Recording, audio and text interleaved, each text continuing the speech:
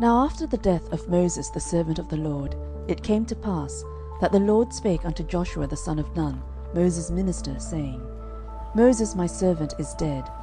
Now therefore arise, go over this Jordan thou, and all this people, unto the land which I do give to them, even to the children of Israel. Every place that the sole of your foot shall tread upon, that have I given unto you.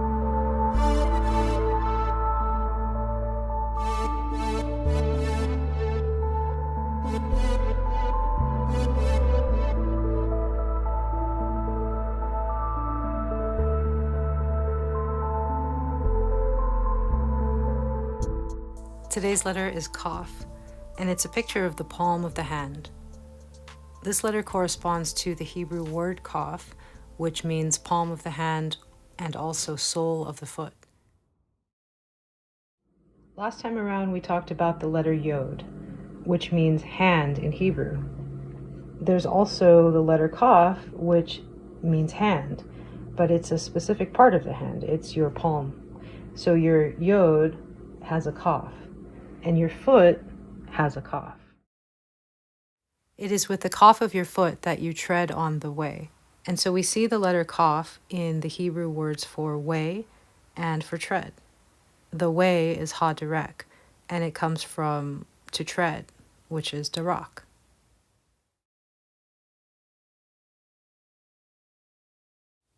This same word darak is also translated as trample.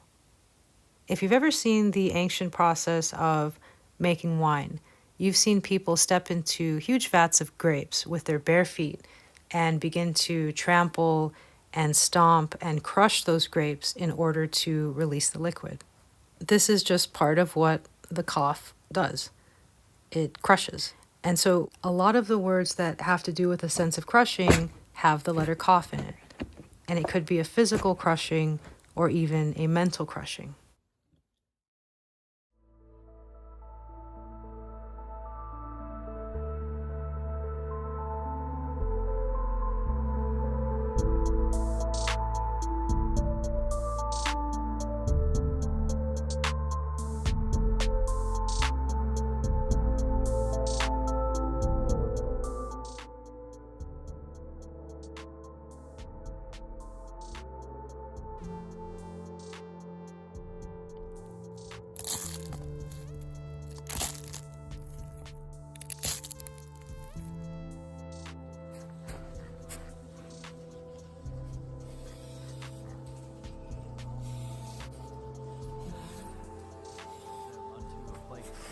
Called Gethsemane, and saith unto the disciples, Sit ye here, while I go and pray yonder. And he took with him Peter and the two sons of Zebedee, and began to be sorrowful and very heavy.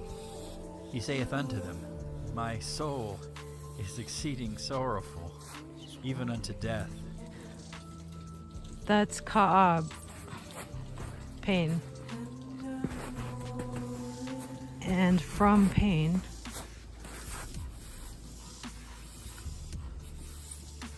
comes more pain.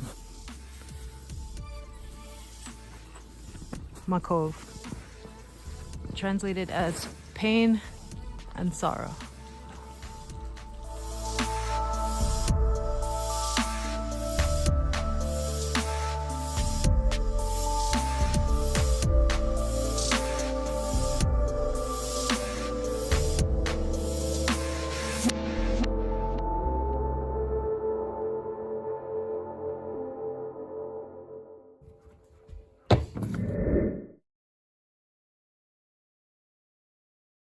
I mentioned earlier that the letter Kaph corresponds to the Hebrew word Kaph, and like the letter, the word Kaph can be embedded into larger Hebrew words to add the meaning of hand, palm of hand, sole of foot, and so forth.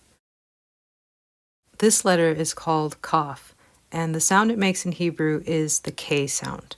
It can be a hard K, as in K, or a soft K, as in Ch.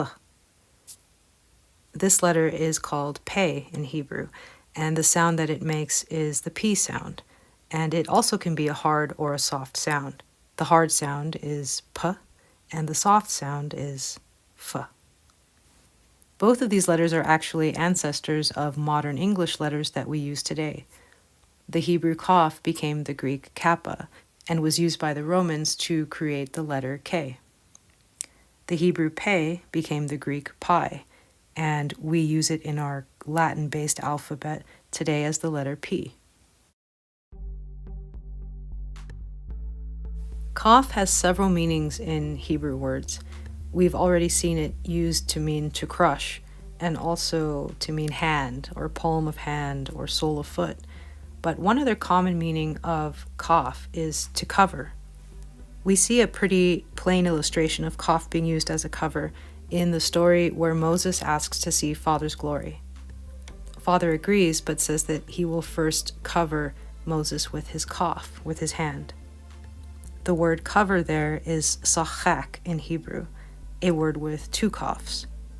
So he will sachak Moses with his Kaph. He will cover him. We also see Kaph as a cover in the word for wings, which is kanaf, and in the Hebrew word for hide, which is kachad.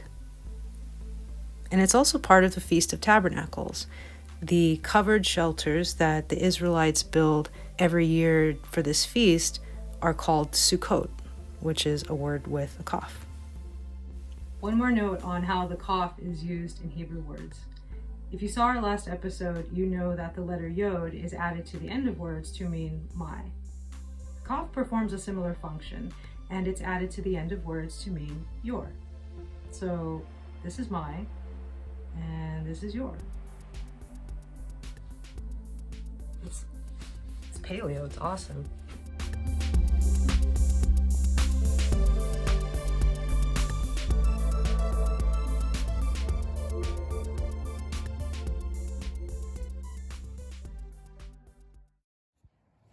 Hey, that's paleo. What does that say? Where?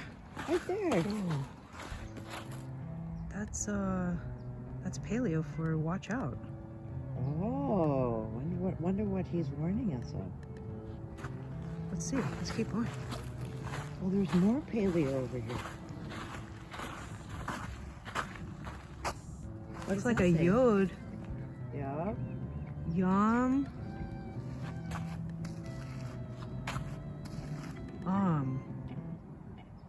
The sea peoples. Watch out, the sea people. Let's get out of here.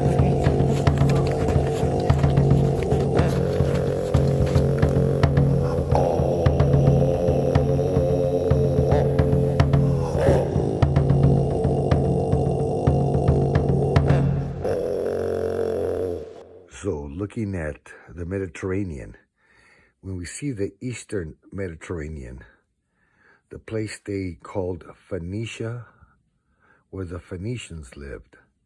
These were Canaanite people living there, and they had their own script.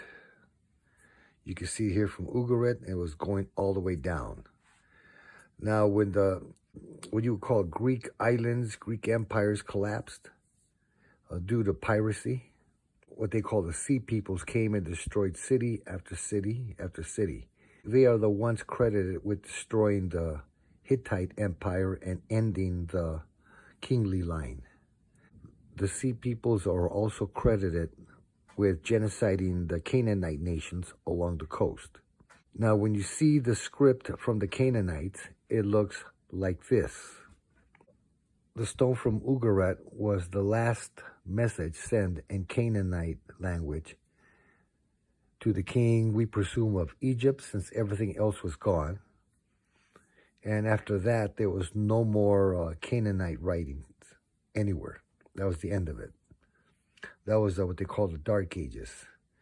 When writing appears again, it is Greek pirates that have taken over Phoenicia. There's no longer Canaanites there. You could read in the scriptures that they bared no king over them, and each man had his own sword, and there was no king to shame them. However, they were wild men of the sea, pirates, sea people, and they didn't know how to write, and they lost their script. Here is their script. One is Minoan, which they have in broke the code to read yet, and the other one is Greek Linear B. They had their own writing. They had their own kings. When they fell as a civilization, they went and they colonized the land of Phoenicia.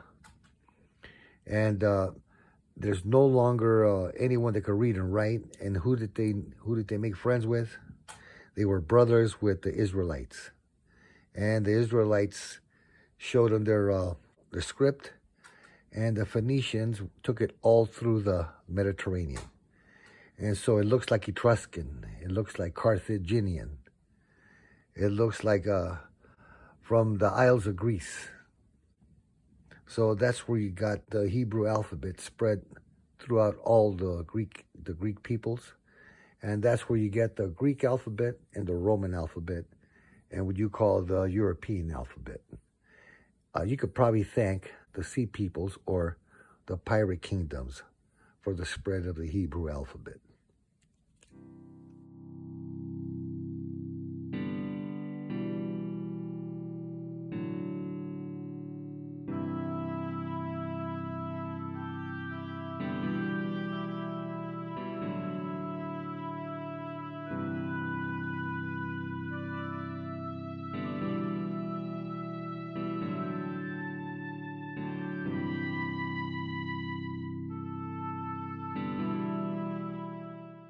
The Hebrew word for writing is katav. By the letters, it's a picture of your hand, your kaph, marking the inside of something. In ancient times, they made impressions in rocks and clay, or used ink which could be absorbed into things like papyrus or animal skins, which we call parchment. Most teach that language and katav, writing, were products of evolution and mankind's ingenuity.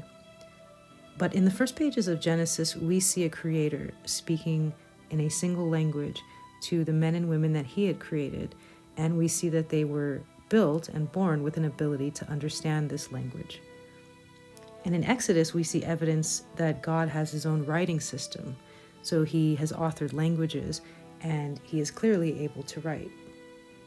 I don't know what writing system he uses up there, but the evidence that he handcrafted the Hebrew language and alphabet for us down here piles up the more you study this language.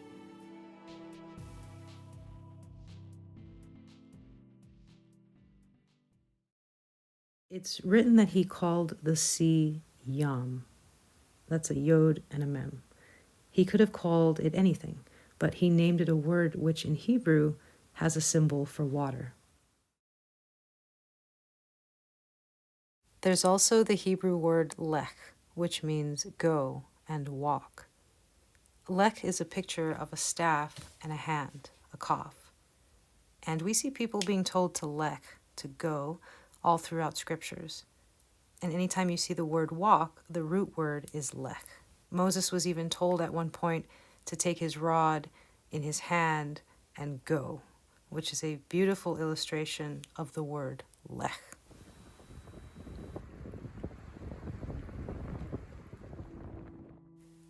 Another example of how this language was designed by God is in the word for atonement. The Hebrew words for atonement are kafar and kippur. That's kippur as in Yom Kippur, the Day of Atonement. Both are spelled Kaph, Pe, Resh. The first two letters represent the full word Kaph, which is the hand, and the Resh represents a head. So by the pictures, Kippur is a hand and a head. And on Yom Kippur, the priest lays hands on a head of a goat and makes atonement for Israel. And this imagery is used for atonement throughout the scriptures, the laying on of hands onto the head of an animal in order to make kafar. Hey, stay there. You're about to jack up some writing places. Like, what's our next letter right there? Kaph. Tav? Kaph. Kaph? Right there, man. The circle with the line? Happy face. The hand. The hand? Let's do it.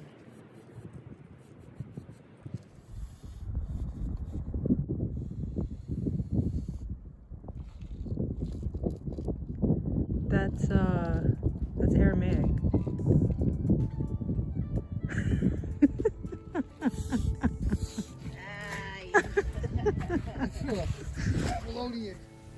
Ah, that looks better. I shouldn't laugh though. Not sure if anyone caught this, but I misspelled Sea Peoples earlier. See you guys. Have a safe trip on Haderek.